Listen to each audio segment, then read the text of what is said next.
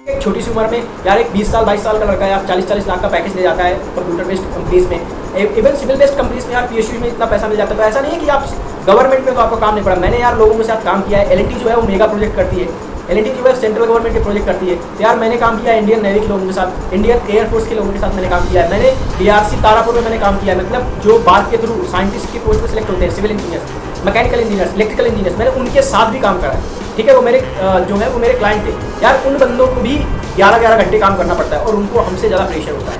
ठीक है, this is me Ashish Verma. I am working for L&T construction as a senior civil engineer. Currently pursuing my masters in construction technology and management in IIT Delhi through LNT BIS program.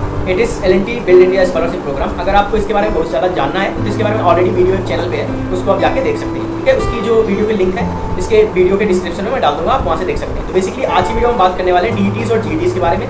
जो civil mechanical electrical background से आते हैं, तो बहुत सारे बच्चे पूछ रहे थे कि सर अगर हमारी जो पोस्टिंग है एलएनटी कंस्ट्रक्शन में साइट पे हो जाती है, बेसिकली साइट में भी साइट ऑफिस वर्क और साइट मेन साइट वर्क होता है, तो मेन साइट वर्क के लिए अगर हमारी पोस्टिंग हो जाती है तो हमारी लाइफ कैसे रहने वाली है, हमारे वर्किंग आवर्स कितने होने वाले हैं, वर्क शेड्यूल क्या होता है, वर्क प्रेशर कितना होता है, हमारे प्रमोशंस कैसे होते हैं, क्या हमें अगर हम साइट पे काम करते हैं, धूप में काम करते हैं और रियल वर्क एग्जीक्यूट करते हैं तो क्या हमारे प्रमोशन फास्ट होते हैं अदर देन दोज पीपल कि जो साइट ऑफिस में काम करते हैं, हेडक्वार्टर में काम करते हैं। ठीक है, तो इस वीडियो में सारा कुछ इन्फॉर्मेशन देने वाला हूँ। तो बस आपको क्या करना है, आपको इस वीडियो को सारा देख के जाना है। अगर आप एक भी इन्फॉर्मेशन मिस कर देंगे तो फिर बाद में रिग्रेट करेंगे। ठीक है, एंड आपके इन्फॉर्मेशन के लिए बताना चाहूँगा कि हमारा एक टेलीग्राम चैनल है जिसमें बहुत सारे बच्चे जुड़ चुके हैं, ऑलमोस्ट 100 के ऊपर बच्चे जुड़ चुके हैं। तो बहुत सारी क्वेरीज जो रहती हैं कि एलएनटी कंस्ट्रक्शन के रिगार्डिंग, फूडिंग के रिगार्डिंग, ट्रैवलिंग के रिगार्डिंग एंड सैलरी के रिगार्डिंग और जो भी ज्वाइनिंग के रिगार्डिंग और जो भी मतलब कैसे कैसे इंटरव्यू प्रोसेस होता है, तो सारा कुछ इन्फॉर्मेशन मैं वहाँ पे बता देता हूँ आप लोगों को। तो अगर आपको उस चैनल का पार्ट बनना है तो उस चैनल की जो लिंक है इस वीडियो के डिस्क्रिप्शन में डाल दूंगा, आप भी उस चैनल का पार्ट बनिए एंड आपकी मैं सारे डाउट्स वहाँ पे क्लियर कर दूंगा। एंड यार अगर आप इस चैनल पर नए हैं तो प्लीज़ यार इस चैनल को सब्सक्राइब करिए,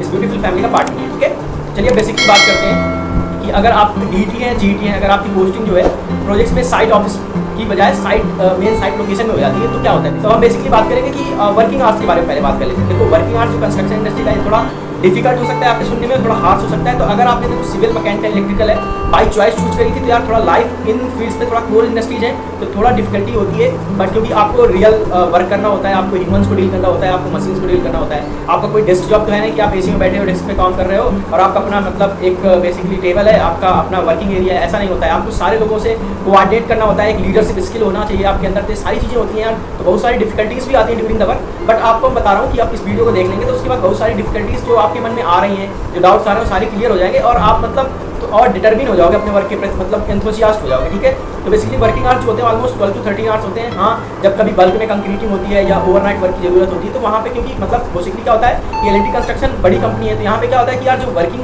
सिस्टम होता है, अगर आपकी स्टार्टिंग ऑफ द प्रोजेक्ट है तो वर्क जो होता है वो मतलब बेसिक में होता है, बट धीरे धीरे जैसे वर्क प्रोग्रेस करता है, वर्क का डिमांड बढ़ता है एंड प्रोडक्टिविटी ज़्यादा लानी होती है और प्रोजेक्ट को जो शेड्यूल है उसको टाइम पे पूरा करना होता है, तो उसमें क्या होता है कि आपका ओवरनाइट वर्क होने लगता है, मतलब डे शिफ्ट और नाइट शिफ्ट चलने लगती है। तो बेसिकली क्या होता है कि मॉर्निंग 12 आवर्स एंड देन दूसरी टीम आ जाती है, फिर आप लोग निकल जाते हो मॉर्निंग से इवनिंग तक, दूसरी टीम आ जाती है वो टेक ओवर कर लेती है, वो काम करना स्टार्ट कर देती है। ठीक है, तो basically 12 hours to 14 hours working होता है और बेसिकली क्या होता है अगर आपकी बल्क कंक्रीट है जैसे मैं बताया तो वहाँ पे यार आपको 16 आवर्स देने पड़ सकते हैं कभी कभी, क्योंकि यार रियल वर्क है, बहुत सारा करोड़ों में पैसा लगा होता है। कंक्रीट या कंक्रीट रेनफोर्समेंट तो आप जानते हो पैसा थोड़ा हाई होता है। ठीक है, अब हम बात करते हैं कि यार जैसे कि टाइमिंग अगर 12 घंटे की मैंने बताई तो ये स्टार्ट कैसे होता है। देखो यार मॉर्निंग में गेस्ट हाउस मतलब एलएनटी का है, गेस्ट हाउस वगैरह प्रोवाइड करती है, आपकी फूडिंग लॉजिंग सारा कुछ एलएनटी देखती है। इसमें क्या होता है कि आपकी जो गाड़ी है वो मॉर्निंग 8:15 AM छूट जाती है आपके गेस्ट हाउस से और वो डिपेंड करता है कि आपकी साइट कितनी दूर है।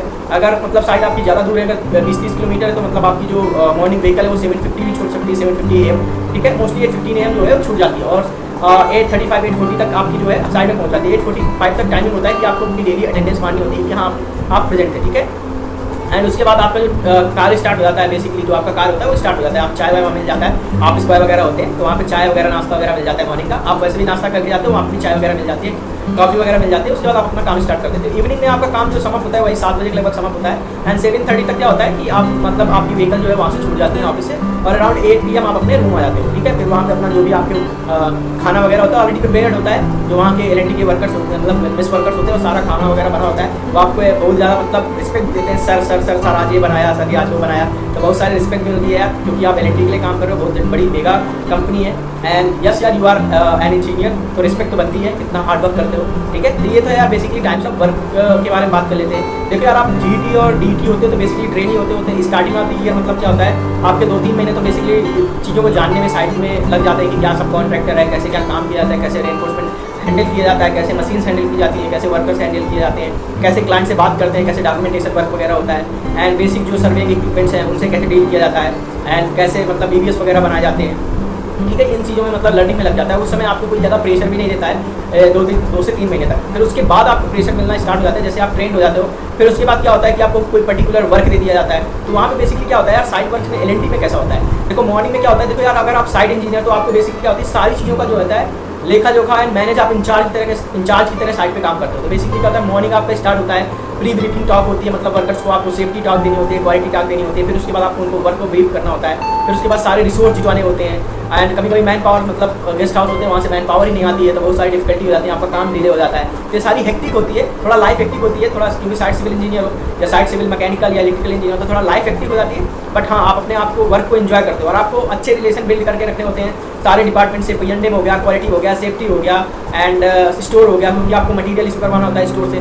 तो सारे मटीरियल्स में सारे मतलब जो भी इशूइंग रिसिप्ट होती है वहाँ पे आपके साइन होते हैं। तो यार काफ़ी सारा मेशअप हो जाता है, बहुत सारे वर्क होते हैं, तो मतलब थोड़ा डिफिकल्टी लगती है, ठीक है। बट जैसे जैसे आप काम को करने लगोगे, काम को सीखने लगोगे, आप इंटरेस्ट लेने लगोगे, तो उसके बाद क्या होता है, आपका इंटरेस्ट जगने लगता है। फिर आपके मतलब चीज़ें कमांड में हो जाती है, तो आपको मतलब आप बैठे बैठे काम करवा सकते हो। मैं बता रहा हूँ, मुझे 4 से 5 महीने थोड़ा डिफिकल्टी हुई थी, तब मैं सीट पर बैठा रहता था। सब कॉन्ट्रैक्टर जो सुपरवाइजर होते थे, जो मतलब थोड़े जूनियर इंजीनियर होते, क्योंकि मैं GT ज्वाइन किया था तो मैं सीनियर इंजीनियर बन गया था, तो उनसे काम करवा लेता था, ठीक है। तो आपके अंडर में भी अगर आप जूनियर इंजीनियर ज्वाइन करते हो तो आपके अंडर में भी सुपरवाइजर्स होते हैं, उनके थ्रू आप सारा काम करवा सकते हो। केवल आपको चीज़ें मैनेज करनी होती है, आपको कुछ करना नहीं होता। आपके पास वर्क होते हैं, टीम होती है, मशीन्स होती हैं, सब बस उनके थ्रू काम करना होता है। बस उनको केवल बताना होता है कि हाँ ये वर्क यहाँ पे होगा, ये वर्क यहाँ पे होगा। बस कल प्रॉब्लम कहाँ पे आती है कि आप अच्छे से रिपोर्टिंग करते हो कि नहीं करते हो, आपको डॉक्यूमेंटेशन वगैरह संभाल के रखना पड़ता है, एंड आपको क्लाइंट को हैंडल करना पड़ता है, क्योंकि कोई भी काम होता है तो उसमें क्लाइंट इन्वॉल्व होता है। थर्ड पार्टी मतलब एम्प्लॉयर की तरफ थर्ड पार्टी होती है, जो बेसिकली जिसे हम PMC बोलते हैं, ठीक है। जो इंजीनियर्स होते हैं वो आपका वर्क चेक करने आते हैं कि भाई आप सही काम कर रहे हो कि नहीं कर रहे हो। भाई एम्प्लॉयर अगर काम दिया है आपको तो चेक करके ही लेगा, क्योंकि पता नहीं आप सही से काम करोगे कि नहीं करोगे। तो यार थोड़ी लाइफ एक्टिव हो जाती है, बट इंजॉय करोगे। ये मतलब एक ओवरऑल ऐसा वर्क होता है। हाँ, कभी कभी ऐसा स्ट्रेस फील करोगे आप, यार नहीं यार मुझे धूप में काम करना पड़ रहा है, ओवरनाइट काम करना पड़ रहा है। ऑफिस वाले बंदे जो है वो काम करके 12 घंटे काम करके चले जाते हैं, हमें 14-14 घंटा काम करना पड़ रहा है। यार ये मतलब थोड़ा डिफिकल्ट है। तो फिर civil engineer, mechanical engineer, electrical engineer choose करी थी। या तो इतने गट्स होते हैं कि कोई गवर्नमेंट जॉब निकाल देते हैं। अगर गवर्नमेंट जॉब नहीं निकली है तो यार प्राइवेट है, तो यहाँ पे हार्ड वर्क करना पड़ता है, बट बहुत ज़्यादा रिवार्डिंग होती है। मैं आपको बताऊंगा कि आपका प्रमोशन में कितना हेल्प होता है, एंड देन आपको मतलब क्या मतलब आपके जो आपका PLR अमाउंट आता है उसको देख के तो आप मतलब आपके तोते उड़ जाएंगे, इतनी अच्छी अमाउंट आती है, ठीक है। तो ये था यार बेसिक साइट वर्क, मतलब ऐसा कुछ साइट वर्क होता है, ठीक है। अब प्रेशर की मतलब मैंने ऑलमोस्ट डिस्कस ही कर दिया है प्रेशर। तो देखो यार प्रेशर कैसे बिल्डअप होता है, बेसिकली क्या होता है कि यार जो सिविल के प्रोजेक्ट होते हैं मेगा प्रोजेक्ट होते हैं, और इसमें जो टाइम बाउंडेड प्रोजेक्ट होते हैं। ऐसा तो नहीं होता है कि अनंत काल तक मतलब इन्फिनिटी टाइम तक आपके प्रोजेक्ट चलते रहेंगे, इनका एक फिक्स ड्यूरेशन होता है। तो यार मतलब क्या होता है, क्लाइंट की तरफ से, एम्प्लॉयर की तरफ से मतलब प्रेशर होता है। तो फिर आपका प्रोजेक्ट मैनेजर भी प्रेशर करता है, जो LNT का टॉप मैनेजमेंट है वो भी प्रोजेक्ट मैनेजर प्रेशर करता है कि यार आप मतलब टाइम शेड्यूल पे, क्योंकि कोई भी काम होता है तो एक प्रॉपर शेड्यूल होता है, तो हमें उस काम को जो है प्रॉपर शेड्यूल के साथ करना होता है। अगर हमने उस काम को प्रॉपर शेड्यूल के साथ नहीं करा तो क्या होता है, हमें मतलब डिले हो जाएगी, ठीक है। जब डिले हो जाती है तो हमारे ऊपर मतलब जो एम्प्लॉयर है, क्लाइंट है, वो LD जिसे बोलते हैं लिक्विडिटी डैमेजेस बोलते हैं। तो मतलब क्या होता है कि अगर हमारा काम डिले होने लगता है तो बेसिकली क्या होता है कि जो हमारा क्लाइंट है वो हमारे ऊपर मतलब एक्स्ट्रा फाइन वगैरह डाल देता है। तो उसको अवॉइड करने के लिए मतलब क्या है, थोड़ा मतलब हमारे ऊपर प्रेशर बिल्डअप रहता है हमेशा एज ए साइड इंजीनियर, कि मतलब जो भी प्लान वगैरह जो शेड्यूलर बना के देता है प्लानिंग टीम से, उसे हमें एग्जीक्यूट करना होता है टाइम टू टाइम बेसिस पे। और कभी कभी क्या होता है कि यार जब मशीन से काम करते हो तो वर्क ब्रेक मतलब मशीन्स ब्रेक डाउन हो जाती हैं, तो वहाँ पे आपके वर्क हिंडर हो जाते हैं। और सिविल इंजीनियरिंग या मैकेनिकल इंजीनियरिंग या जो भी कंस्ट्रक्शन इंजीनियरिंग का वर्क है यार ओपन इन्वायरमेंट होता है, तो आपके ऊपर इन्वायरमेंट की कंट्रोल नहीं होती है, ठीक है। कभी वर्कर बीमार हो गए, कभी बारिश आ गई, ज़्यादा ठंडी हो गई तो काम नहीं हो पा रहा है। ये सारे मतलब चीज़ें होती हैं। तो इसमें क्या है कि आपका प्रेशर बिल्डअप होता रहता है, फिर आपकी टाइम की कमी हो जाती है, तो उसमें आपको ओवरनाइट काम करना पड़ता है, ओवर टाइम देना पड़ता है, ठीक है। और वर्क मतलब वर्क तो हैंडल हो जाता है वो तो ठीक है, लेकिन मतलब वर्कमैन को हैंडल करना थोड़ा डिफिकल्ट हो जाता है, क्योंकि यार आपको स्किल्ड और अनस्किल्ड वर्कर से डील करना होता है। उसमें क्या होता है, कभी कभी मतलब उनके बीच में फाइट हो जाती है, जो काम आप एक्चुअल में करवाना चाह रहे हो करते नहीं, कुछ गलतियाँ कर देते हैं। फिर आपका मतलब जो आप अप्रूवल देते हो क्लाइंट से, वो आपका अप्रूवल नहीं दे रहा है, कह रहा है ये चीज़ की कमी है, वो चीज़ की कमी है, क्योंकि यार क्वालिटी चेक्स होते हैं, ठीक है। और सेफ्टी वाला आता है वो अलग से उंगली कर देता है आके, कि आपने ये सारे फॉर्म नहीं भरे हैं, ये सब कुछ नहीं किया है। मतलब वो एक्चुअल में सेफ्टी वाले कुछ नहीं करते, आके सिर्फ उंगली करते हैं साइड इंजीनियर को, ठीक है। तो मतलब चारों तरफ से देखा जाए तो सारा पूरा प्रेशर जो होता है बिल्डअप होता है साइट इंजीनियर के ऊपर ही। तो ये सब प्रेशर होता है, बट मैं बता रहा हूँ अगर आपने इस प्रेशर को हैंडल करना सीख लिया तो आप में एक अच्छी सी लीडरशिप स्किल आ जाएगी। मतलब आप अगर आपने साइट सिविल की साइट पे अगर काम करना सीख लिया, मैं बता रहा हूँ 2-3 साल के बाद अगर आप स्विच करोगे किसी भी कंपनी में प्लानिंग पोजीशन के लिए जाओगे तो उसमें मतलब आपको नॉलेज क्या होता है, क्योंकि जब आप प्लान कैसे कर पाओगे किसी चीज़ को, ठीक है, तभी कर पाओगे जब आपने साइट में काम को देखा होगा। क्योंकि प्लानिंग में अगर आपकी स्टार्टिंग से कोचिंग आती है तो बेकार है यार, आपको कुछ भी मतलब पता ही नहीं होगा कैसे वीडियोस बनाओगे, कैसे क्वांटिटी फाइंड आउट करोगे, कैसे चीज़ों को प्लान करोगे, क्योंकि आपको पता ही नहीं रहता यार कि कौन सा काम कितने दिन में होगा, एक्सकवेशन कितने दिन में होगा। जो बुकिश नॉलेज होता है ना वो साइट पे काम नहीं आता है। मैं बता रहा हूँ अगर आप साइट पे काम करोगे तो मोस्टली आपका जुगाड़ ही काम आता है, ठीक है। स्पेसिफिकेशन स्टैंडर्ड्स वगैरह होते हैं ना उनको हमें फॉलो करना होता है, पर जो एक्चुअल में काम होता है जुगाड़ से ही होता है, ठीक है। इसकी वजह से मतलब थोड़ा प्रेशर बिल्डअप हो जाता है, तो उसमें टेंशन में नहीं आना है। अगर आपने डिप्लोमा करा है या GED ज्वाइन कर रहे हो तो यार आपको टेंशन लेने की जरूरत नहीं। मैं बता रहा हूँ जब आप प्रेशर हैंडलिंग सीख जाएंगे ना तो आप इस दुनिया की कोई सी भी कोई डिफिकल्ट चीज़ हो उसको आप आराम से हैंडल कर पाएंगे, ठीक है। तो ये तो रही यार प्रेशर के बाद। मतलब फाइनल चीज़ की बात करें कि कितना रिवार्डिंग होता है अगर आप साइट पे काम करते हैं। देखो सबसे बड़ी बात है कि अगर आपके पास साइट का एक्सपीरियंस हो गया एटलीस्ट 2 to 3 ईयर्स का, आप किसी भी कंपनी में स्विच करना चाहोगे आप आसानी से स्विच कर सकते हो, क्योंकि आपको साइट का नॉलेज होता है, ठीक है। आप साइट के नॉलेज के साथ साथ क्या कर सकते हैं कि आप लोग यार मतलब थोड़ा टाइम बचा के डेली सॉफ्टवेयर वगैरह सीख सकते हैं। प्लानिंग की जो प्रोफाइल होती है, बिलिंग की जो प्रोफाइल होती है, क्वांटिटी सर्वेयर की जो प्रोफाइल होती है, वो सारा वर्क जो है आप मतलब रूम पे आके अपने सीख सकते हैं। क्योंकि L&T जो है मतलब अच्छी फैसिलिटी प्रोवाइड करता है, आपको अच्छा रूम देता है, AC देता है, कूलर देता है, ड्रिंकिंग वाटर देता है, सब कुछ मतलब जो भी मतलब एक गवर्नमेंट एम्प्लॉय को फैसिलिटी मिलती है ना वैसी L&T आपको मतलब फैसिलिटी देता है। तो आप L&T को एक मिनी रत्ना की तरह मान सकते हैं। आपकी सैलरी टाइम पे आ जाती है 28 को, ठीक है। तो आप अपनी स्किल्स इंप्रूव कर सकते हैं। उसके बाद अगर मतलब बहुत सारे लोगों का मतलब चाहत होती है यार कि 2-3 साल का तो मतलब काम एक्सपीरियंस हो गया आप अपने स्टेट में काम करें। तो अगर आपके स्टेट में कोई कंपनी काम करे तो वहाँ पे अगर आप स्विच करोगे ना, मैं बता रहा हूँ कि आपको एक अच्छी हाई पेइंग सैलरी मिलने वाली है, क्योंकि आपके पास साइट का नॉलेज है। साइट के साथ साथ अगर जब आपने सॉफ्टवेयर वगैरह सीख लिया, टेक्निकल नॉलेज ले लिया, तो आप ऑफिस वर्क में आ सकते हैं ईजिली। तो मतलब स्टार्टिंग डेज में आपको घबराना नहीं है। ऐसा नहीं सोचना है कि सारे सिविल इंजीनियर आप डिप्लोमा होल्डर्स हो, आप बीटेक होल्डर्स हो, आप थोड़ा ना लेबर और सुपरवाइजर का काम करते रहोगे 10 साल तक, ठीक है। तो आपको साइट का नॉलेज होना जरूरी है। 2-3 साल साइट का नॉलेज हुआ उसके बाद आप आराम से इजी से फॉरेन के लिए स्विच कर सकते हो या मतलब ऑफिस जॉब के लिए स्विच कर सकते हो। ऑलराइट, अब हम बात करते हैं कि L&T में रिवार्ड्स कैसे मिलते हैं अगर आपने साइट पे काम किया। देखो बेसिकली क्या होता है, मैं बता रहा हूँ कि L&T पे प्रमोशन का जो प्रोसेस होता है अगर आप साइट पे काम कर रहे हैं तो क्योंकि क्या होता है साइट पे आप मेन काम करते हैं तो क्या होता है आपका जो मेन फोकस होता है, जो प्रोजेक्ट मैनेजर का मेन फोकस होता है वो ऑफिस के बंदों पे नहीं होता है। ऑफिस में जो प्लानिंग में बैठे होते हैं उनके पर फोकस होता है थोड़ा बहुत, लेकिन साइट के बंदों पे ज़्यादा फोकस होता है। क्योंकि क्या होता है वही काम करके दे रहे हैं। तो अगर आप सही से काम करोगे, आप चीज़ों को अच्छे से एग्जीक्यूट करोगे और अपनी चीज़ों का रिपोर्टिंग अच्छे से प्रोजेक्ट मैनेजर को कर रहे हो, तो मैं बता रहा हूँ यार आपकी जो रेटिंग्स वगैरह आती है L&T ऑलमोस्ट 6, 7, 8 इन्हीं रेटिंग्स में रहते हो और आपके प्रमोशन जो होते हैं विदिन 3 ईयर्स आपके प्रमोशन हो जाते हैं। एंड मैं बता रहा हूँ यार कि L&T में एक बहुत अच्छा सिस्टम है कि आपको ईयरली फीडबैक मिलता है, उसके साथ साथ आपको परफॉर्मेंस बोनस मिलता है जिसे हम बोलते हैं PLR, परफॉर्मेंस लिंक्ड रिवार्ड। इसमें मैं बता रहा हूँ कि अगर आपकी रेटिंग 8 है तो यार 3 लाख से ऊपर आपको बोनस मिलता है। अगर आपकी रेटिंग 7 है तो लगभग 2 लाख अमाउंट मिलता है आपको। अगर आपकी 6 है तो 1,50,000 तक आपको बोनस मिलता है यार। आपकी कैडर की बेसिस में बता रहा हूँ, अगर आप DT और GET जैसे जैसे आपकी मैनेजर कैडर हो जाती है तो वहाँ पे जो यार मतलब आपको हर तिमाही बोनस आता है, समझ रहे हो। तो ये सारे मतलब चीज़ें, ये सारे पक्ष हैं, सब साइट वालों को नहीं मिलते, ऑफिस वालों को नहीं मिलते। ऑफिस वालों में हाँ थोड़ा जो मतलब इन्वॉल्व है, थोड़ा लिटिल बिट पॉलिटिक्स में थोड़ा चाट वार्ता करते हैं ना, उनको मिल जाते हैं और थोड़ा बहुत काम करते हैं। अदर देन दैट साइट वालों को ही रेटिंग मिलती है। बट साइट वालों के साथ एक ड्रॉबैक रहता है कि अगर आपने अपनी रिस्पॉन्सिबिलिटीज़ को अच्छे से नहीं किया, अपनी रिस्पॉन्सिबिलिटीज़ को अच्छे से नहीं निभाया तो फिर रेटिंग आपकी गिर जाती है, समझ रहे हो। क्योंकि प्रोजेक्ट मैनेजर आप पे डिपेंडेंट है, आप अगर काम करके अच्छे से नहीं दोगे तो कैसे वो आपको रेटिंग देगा। फिर वो किसी को भी रेटिंग नहीं देता है, फिर आपकी रेटिंग खराब कर देता है, आपके प्रमोशन रुक जाते हैं। तो साइट में अपॉर्चुनिटी ये रहती है कि आपके प्रमोशन जल्दी जल्दी हो सकते हैं, आपको टाइम से काम करना है, आपको अच्छे से काम करना है। और मैं बता रहा हूँ साइट का सबसे बड़ा बेनिफिट, ये ऑफिस वाले जो बंदे होते हैं ना, ये कभी भी कंस्ट्रक्शन मैनेजर या प्रोजेक्ट मैनेजर नहीं बनते।